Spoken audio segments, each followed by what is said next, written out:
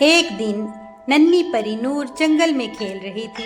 اچانک اسے زمین پر ایک چھوٹا سا سنہری بیج ملا۔ بیج سے ہلکی سی خوشبو آ رہی تھی۔ نور نے بیج اٹھایا اور سوچا اگر میں اسے زمین میں لگا دوں تو شاید خوبصورت پودا اگے گا۔ نور نے بیج کو نرمی سے مٹی میں دبایا اور روز اس کو پانی دینے لگی۔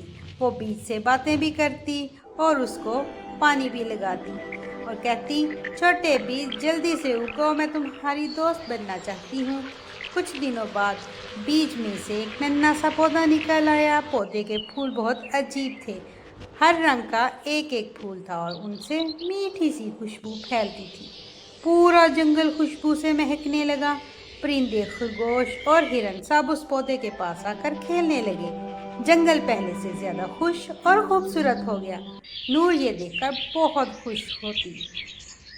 تو بچوں، اگر ہم کسی چھوٹی سی چیز کا بھی خیال رکھیں اور اسے محبت دیں تو وہ دنیا کو خوشبو اور خوشی سے بھر سکتی ہے۔